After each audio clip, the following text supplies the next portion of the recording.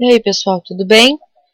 Bom, vamos dar continuidade à nossa aula, né? Depois de nós já termos criado o prato e a rosquinha, texturizado a rosquinha, texturizado o copo e o suco, agora é a vez de nós texturizarmos o prato. Mas a texturização que nós vamos utilizar agora, ela é diferente da mesma texturização que utilizamos anteriormente. Ela vai ser baseada em uma imagem. Esse JPG mesmo, que você pega na internet, tranquilo.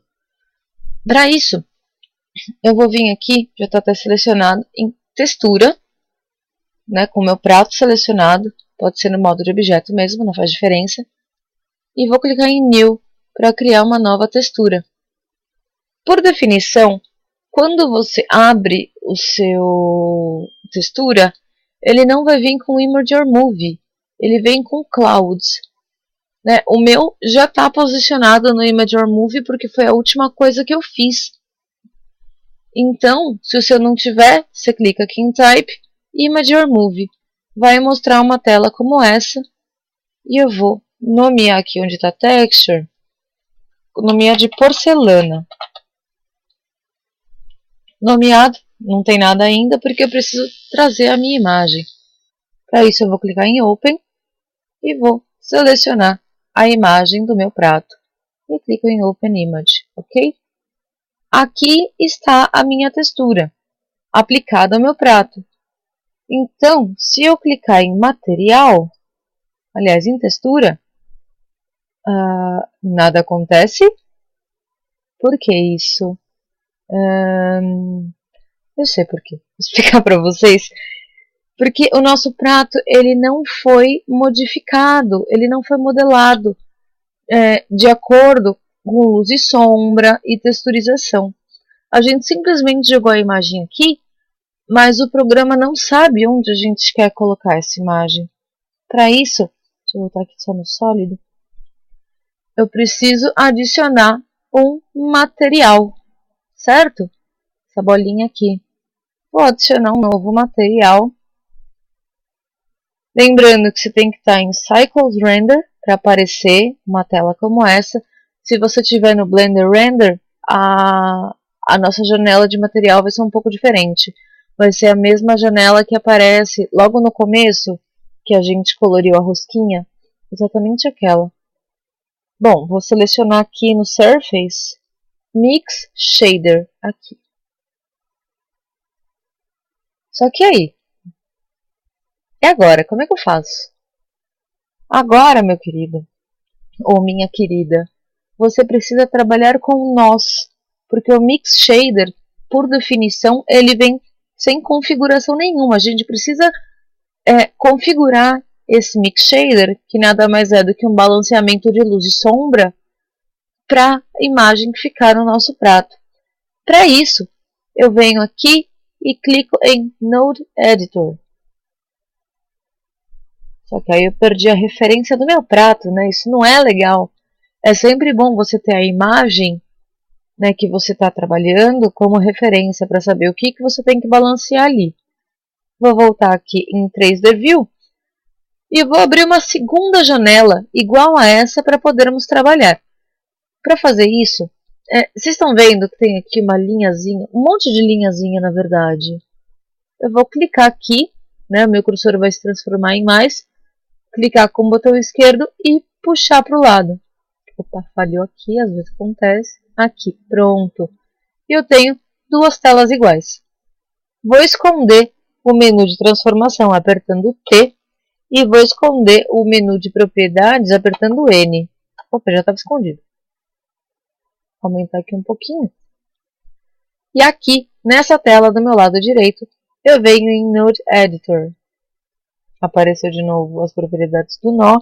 Vou apertar o N para esconder. E aqui está os meus nós, tudo que nós colocamos de material na nossa malha. Eu vou apertar o Shift A para mostrar o menu de adicionar e eu vou adicionar um shader aqui, que é o Diffuse BSDF, que é o responsável pela sombra no nosso trabalho. Só que se eu mantiver ele da forma... eu consigo modificar aqui a posição, tá? Da forma que ele está, solto, nada vai acontecer, porque ele não está conectado a nada, ele não está conectado ao Mix Shader. Então eu vou clicar na bolinha verde e vou arrastar até o shader de baixo, para ele criar uma sombra e ficar mais opaco. Estão vendo aqui no nosso preview que já alterou a nossa amostra? Já ficou mais opaca? Ficou mais legal, né? Agora, mais uma vez, eu vou apertar o Shift A para adicionar. Já abriu no shader aqui sem querer, né? O mouse estava em cima. E vou adicionar um Gloss BSDF, porque todo prato, né, no final do processo, depois da queima, né, quando a cerâmica vai para o forno, ele é envernizado. Por isso que o prato tem aquele brilho. E o nosso prato também precisa ter esse brilho. E eu vou ligar aqui agora o primeiro shader com o nosso Gloss BSDF. Pronto. Vou dar uma renderizadinha aqui rápida para mostrar para vocês. Lembrando que eu estou com o Subdivision Surface desligado, tá? Desculpa, eu tô com a garganta um pouquinho ruim. Mas, se vocês notarem, o nosso prato, ele tem muito brilho. E um prato de verdade não é assim. Estão vendo aqui, ó, muita luz, muita sombra. O prato, ele é mais opaco. Para isso, eu vou mexer aqui no meu... Aliás, nem no meu gloss, eu vou mexer aqui no meu Mix Shader. Porque a soma tem que dar 1, né? Para ele ter um equilíbrio legal. Por enquanto, ele está em 700. Se eu aumentar o valor do meu gloss, meu prato vai ficar mais brilhante ainda.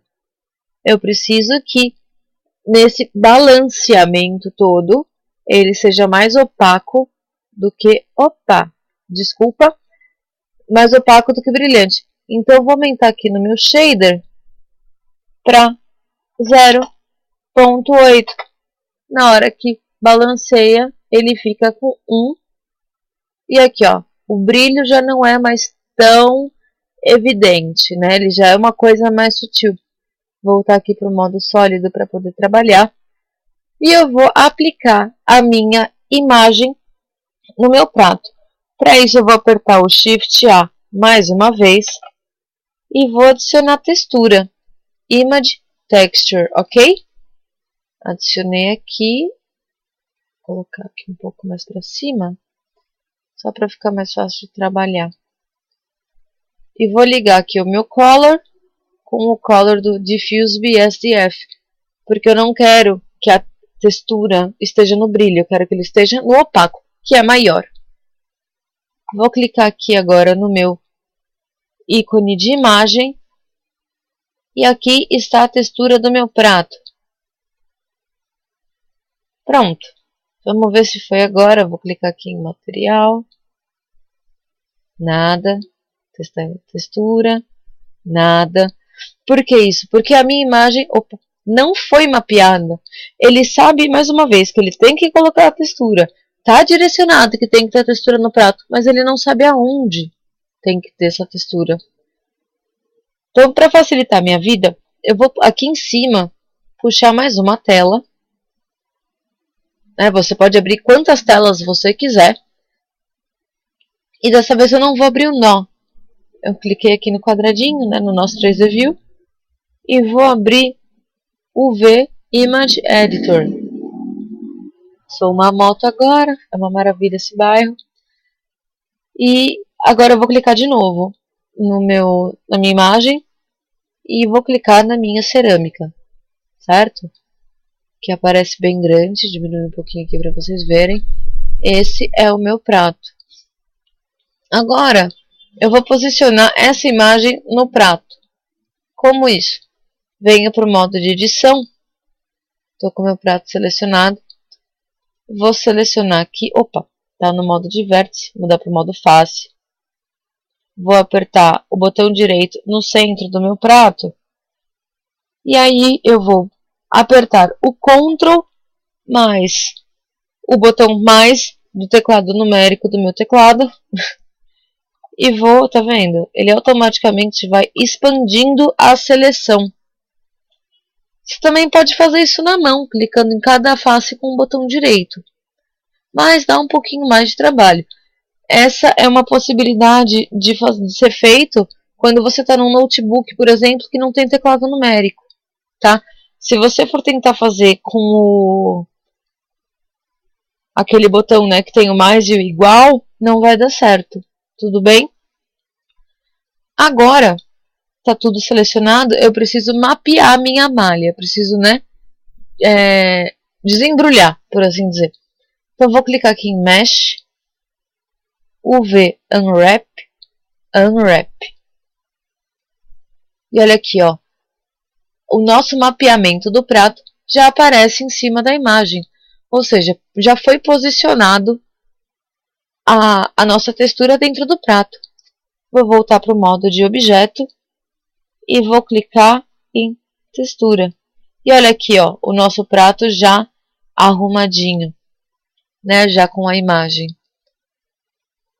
Vou adicionar o Subdivision Surface aqui. E aqui, ó, está o nosso prato. Ele não tem tanto brilho, mas você consegue perceber um leve gloss no prato e a textura foi posicionada, ok? É só isso. Agora, para fechar esse monte de janela, você clica mais uma vez nas linhas e arrasta para onde você tem que fechar. Lembrando que ele fecha do menor para o maior, né? Onde tem mais divisão, você precisa fechar primeiro. Clica aqui e arrastar. Tá vendo que a tela superior ficou um pouco mais escura? E eu não sei se aqui dá pra ver, mas tem uma seta indicando, bem no meio da minha flor, para onde a minha tela selecionada vai. E na hora que eu solto o botão esquerdo do meu mouse, ele fecha a janela. Aqui a mesma coisa. Eu vou clicar com o botão esquerdo nas linhas e vou arrastar, arrastar para minha outra tela. Agora a seta que eu mencionei é bem mais visível. Estão vendo a seta em cinza um pouco mais clara? Então na hora que eu soltar o meu botão esquerdo, automaticamente minha janela também se fecha. Só para ficar bonitinho agora, eu vou clicar com o botão esquerdo em qualquer ponto, vou dar um pouco de angulação aqui para ver onde está o meu ponto, aqui, e vou adicionar uma malha chamada Plane, que é só para a gente colocar um fundo, né? Não deixar as coisas voando. Com ela toda selecionada, mesmo no modo de objeto, eu vou apertar o S para aumentar a escala dela e vou posicionar onde eu quiser, preferencialmente dentro da minha grid, ok? Vou ativar todas as minhas camadas. Obviamente, o copo e o suco não vão aparecer texturizados, porque nós não estamos no modo de renderização, está no modo de textura, e eles não foram texturizados. E eu vou renderizar aqui para vocês verem como fica. Bom, eu não renderizei o meu... Não renderizei não, desculpa. Eu não texturizei o meu fundo aqui, o meu plano, por questão de tempo, né? Porque eu tenho 15 minutos para gravar e não ia dar tempo.